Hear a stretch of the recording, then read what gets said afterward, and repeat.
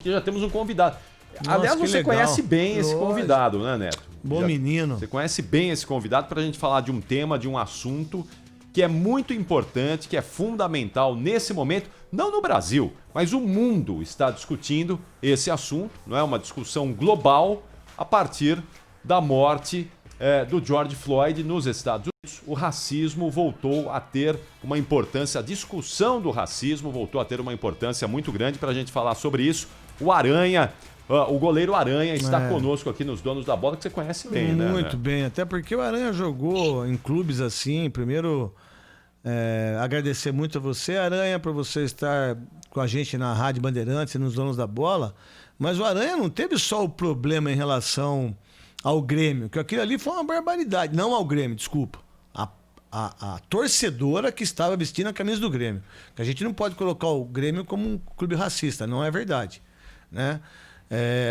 Mas o Aranha teve um problema maior quando ele estava, acho que na Unicamp. Na Ponte?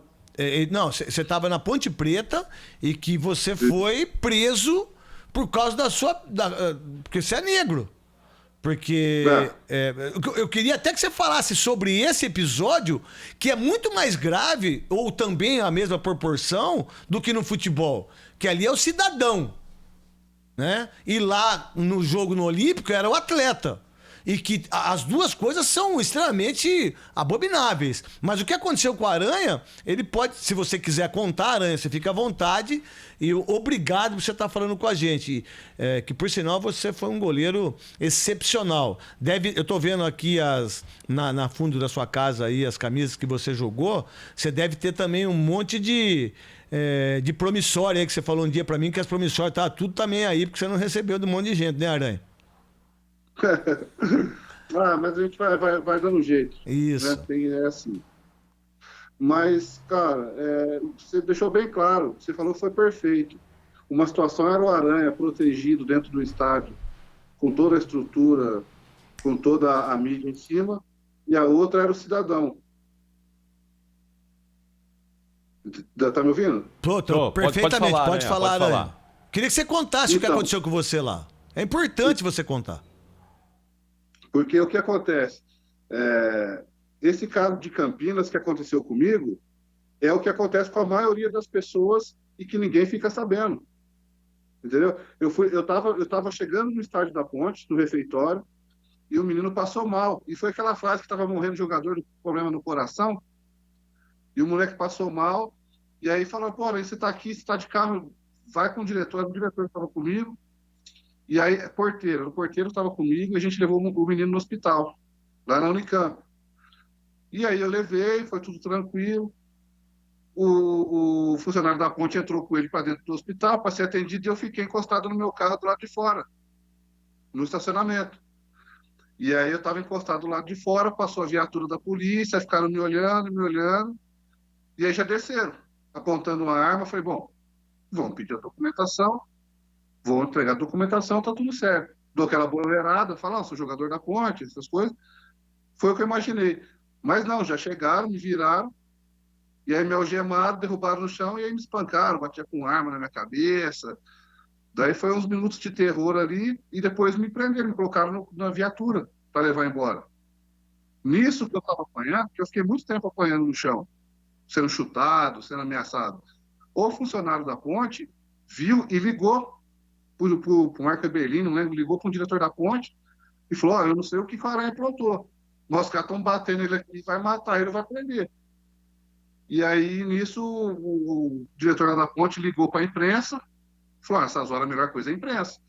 Ligou para a imprensa, rapidinho chegou um carro, acho que chegou um carro da Record ou da Band, se não me engano, de Campinas. Chegou quando os repórteres chegaram, eu estava dentro da viatura já. E aí o policial viu a cagada que tinha feito, tentaram me tirar da viatura, me limparam, tudo, pediram desculpa, não sei o quê. E aí ficou por isso mesmo, teve um processo, e aí por um motivo ou por outro pesado eu decidi recuar no processo, porque eu ia ficar sozinho, eu não ia ter segurança nenhuma, né? Daí eu recuei nesse processo. E o outro caso foi esse do Grêmio, mas aí eu estava protegido, tinha câmera, tinha imprensa, tinha tudo, porém não foi a garota e só aquele pessoal foi flagrado atrás. sabe? O pessoal disse que foi aquela turma, e não foi só aquela turma, foi quase o estádio inteiro. Por isso que eu escutei, e por isso que eu fiquei indignado. Porque se fosse só aquela turminha no fundo, uma decisão de Copa do Brasil, eu não lembro se tinha 30 ou 40 mil pessoas lá, não lembro. Mas com o volume de gente que estava lá, eu não ia nem escutar esse pessoal atrás do gol. Como a maioria do estádio estava fazendo, daí eu fiquei revoltado, eu fiquei indignado. Eu falei, pô, minha família está assistindo, meus amigos estão assistindo, isso vai rodar o mundo inteiro, eu não posso me acovardar na hora dessa. E aí eu tomei essa atitude de tomar. Ô Aranha, esse episódio do Hospital da Unicamp, quando foi? Foi antes do episódio do Grêmio? É, antes, jogar na ponte. Não, eu tinha recém chegado na ponte. É. Eu nem era nascido, eu acho que foi 2005. Eu cheguei em 2004 na ponte, eu acho que foi 2005, 2004 nem tinha carro ainda, 2005. Você vê só, em 2005 ele já sofreu isso aí. Olha que barbaridade. Não, porque eu sei disso porque a gente vergonha. já conversou, eu e a Aranha já conversamos sobre isso. Entendeu? Mas, olha, os policiais pararam ele, bateram nele, ele tem quase 2 metros de altura. Sim. Chutaram, arrebentaram com ele. Só que ele não tinha. E aí não é fama, não é. E aí ele falou: pô, vou recuar, porque se eu for pra dentro, o que vai acontecer comigo? Só que lá no estádio. Eu estava algemado já. A primeira coisa que eles fizeram foi me algemar. Não pediram documento, não pediram identificação, nada. Olha só, isso em 2005. Aí ele se torna um baita de um goleiro, vai jogar uma final e acontece isso com ele de novo. É demais, né, meu? Demais. Ô Aranha, e fora, além desses 2 casos, você, Sim. ou alguém da sua família, ou enfim, não é, algum conhecido, você já passou por um outro problema, uma outra situação desse tipo, de racismo, né? Essa coisa nojenta, essa coisa estúpida. Você passou em outras oportunidades, agora, talvez aí já depois de encerrada a carreira, você passou por outras situações? Olha, eu consigo perceber porque eu já vinha nessa militância, principalmente antes de jogar na ponte, eu já frequentava o casa de menor infrator, eu ia num monte de lugar para fazer palestra, para conversar com os moleques sobre essas coisas, porque eu tinha muito amigo do rap, né? E os caras envolvidos com essas coisas de contra as drogas, contra não sei o quê, era um outro momento. E aí, o que acontece? Quando o pessoal vinha me entrevistar, eu sabia o que falar, porque era uma coisa que eu tinha estudado, eu tinha conhecimento das coisas, né? Mas isso aí foi minha vida inteira. Eu lembro que antes de eu jogar bola, eu trabalhava em entregar jornal, e é de madrugada que entrega o jornal, porque o cara levanta de manhã, ele quer tomar o café dele e ler o jornal. E eu estava com a bicicleta cheia de jornal, na avenida aqui em Pouso Alegre, e ela veio, me viu com 2 sacolonas no guidão da bicicleta e já jogou a viatura para cima de mim. Aí eu capotei com a bicicleta, jornal, espatifou tudo. Na hora que ele viu que era tudo jornal, que era jornaleiro, ele só entrava na viatura e foi embora. Aí fica lá um tempão, lá, juntando, encadernando o jornal para poder trabalhar, essas coisas. Então, se eu for contar aqui, são vários episódios. Só que o pior é esse, quando não é filmado, quando não é flagrado, né? E tem um que a gente costuma dizer que é o mais perigoso de todos, que é o imperceptível, com a pessoa comum. Até o próprio negro ele não percebe isso. É quando a pessoa não entra com você no mesmo elevador, que isso já aconteceu comigo. Verdade. Chegar no elevador, tinha pessoas esperando o elevador, chegava o elevador, eles não entravam e a gente entrava. Ou então via que a gente estava no elevador, não recuava, não entrava. É o pessoal ficar bloqueando o seu carro em estacionamento de prédio, para você poder querer mudar daquele lugar, ficar toda hora de picuinha. Em condomínio acontece muito isso. Ficar criando barreira para você até se irritar, querendo sair daquele lugar. Não te atender. Quantas vezes eu no Santos, com a agasalho do Santos, do Palmeiras, vinha no aeroporto, o ônibus do aeroporto lotado, eu vinha sentado onde tinha 2 bancos, 2 assentos, eu vinha sozinho. Sabe? Porque não estava fedendo. Você entendeu? Não ia roubar ninguém. Eu já não tinha. Você vê o que o Aranha está falando, viu, Aranha? O que você está falando é uma coisa que às vezes a gente. Você vê esse racismo de uma maneira que você não compreende, que às vezes. E ele está falando uma coisa que isso acontece mesmo. Eu acho que não acontece só no racismo, que é uma barbaridade, isso aí é um absurdo acontecendo. Ontem no Zona da Bola a gente falou, aqui também, a gente está repercutindo isso. Mas acontece muito. Por exemplo, já aconteceu e eu briguei por isso. Eu nunca chamo ninguém de empregado. né? A minha funcionária teve que... Vai entrar no... Não vai não. Não vai não. Vai entrar do mesmo jeito. E a minha funcionária, que trabalha na minha casa, ela entra na porta que eu entro e na porta que meus filhos entram. Ela não entra na outra porta. Porque tem muita gente que já está acostumado com isso. Sim. Por que você vai entrar na outra porta? Eu falei pra Maria, você não vai entrar na porta. Não. Eu falei, você não vai entrar, tá acabado. Você vai entrar na porta que os meus filhos entram, que eu entro. Quando essa porta aqui não tiver, aí tudo bem. Você pode entrar a porta que você quiser. Em elevador, em muitas outras coisas. Vou falar uma por mim que aconteceu comigo. Uma vez eu fui no shopping aqui de Cidade Jardim.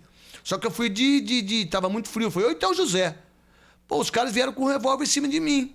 Porque eu tava de agasalho. Eu não tava bem vestido pra capuz, Eu tava de capuz, porque tava frio. Mas tudo bem, eu entendo por estar de capuz, aqueles gorros. Eu entendo isso. Só que a gente tava caminhando pra entrar no shopping. A gente foi a pé, eu e o Theo José. Os caras vieram com um revólver, não quis deixar a gente entrar. Eu falei, mas como você não vai deixar eu entrar? Você tá louco, cara? Você vai deixar eu entrar só porque aqui é de rico? Não é nada contra o shopping que eu tô falando, mas as pessoas têm que saber como abordar as pessoas. E aí, quando eu tirei a boina, o cara falou, nossa, Neto, desculpa. Eu falei, não. Deixa eu te falar, você tem que tratar as pessoas do mesmo jeito. Não é porque eu sou famoso que você vai deixar eu entrar aqui. Já aconteceu comigo isso, mas aí não é o preconceito desse, que é um preconceito que eu fico louco com isso, mas existe muito isso. E esse que o Aranha falou é o pior pra mim. Que às vezes você não percebe. Se tem uma pessoa... Se tem um preto sentado no banco de ônibus e aí você não sente, você fica de pé porque você não quer sentar do lado dele, muitas vezes você não acha que é preconceito aquilo, porque você não percebe.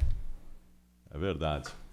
Muito bem. O Aranha, eu sei que você tem aí uma luta longa nessa questão, né, racial, e agora acho que talvez aí impulsionado por tudo que a gente tem visto vindo lá dos Estados Unidos, você acredita que agora finalmente a coisa pode começar a mudar, ter um outro encaminhamento, ou ainda vamos continuar na dificuldade? Olha, a dificuldade ainda vai permanecer, né? Só que a gente está dando um grande salto. Por quê?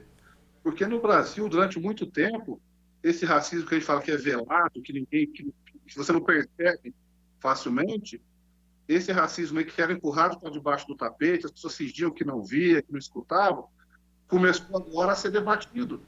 Você não resolve um problema se calando, né?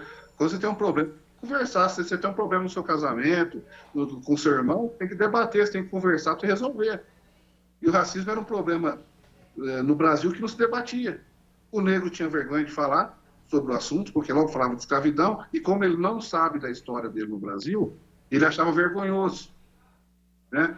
E aí, então o que acontecia? Ninguém falava. E agora está se debatendo. Então, agora a gente vai começar a resolver algumas questões. Agora as pessoas vão começar a enxergar, porque quanto mais você vai falando, as pessoas, pô, é verdade, isso aqui é racismo, isso é injúria, eu fazia isso, mas é errado. Fala, pô, agora tudo é racismo. Não. O que era racismo era racismo. O que agora não posso mais brincar, pode, com quem você tem intimidade. Porque outro dia eu vi até, um tempo atrás, o Vanderlei Luxemburgo falando assim, poxa, daqui a pouco a gente não vai poder brincar mais. Eu falei, não é isso. Pode sim, porque você tem confiança, porque você tem liberdade. Isso aí é tolice, a pessoa falar que não pode brincar mais, porque não existe isso. Sabe? Todo mundo sabe quando é racismo, quando é injúria, quando não é, quando é para ferir ou não. Verdade. Ninguém vê um negão passando na rua e vai lá e fala assim, ô macaco, você não vê. Não vai fazer isso do nada. Por quê? Porque o cara vai partir para cima. Ele faz quando ele está no ambiente dele de segurança, né? Mas eu falei, o xingamento, principalmente no esporte, esse racismo do xingamento dark bancário, porque tem outro racismo no esporte, né? Que é o que figura entre a diretoria. Mas esse racismo no esporte, de xingamento da torcida, só está transbordando o cotidiano dele, do dia a dia. Sim. Aranha, quero agradecer demais a sua presença aqui conosco. Você está em Campinas, não é? Pouso Alegre. Você está em Pouso Alegre, falando conosco diretamente ali do sul de Minas Gerais. Sucesso para você, boa sorte. Estamos juntos aí nessa luta, certamente. Conta com a gente aqui e até a próxima, viu? Eu que agradeço o convite aí. Obrigadão, Neto. Um beijo para você, Aranha. Dá um beijo da Pinta aí em Pouso Alegre. Gente boa, jogou comigo no Guarani.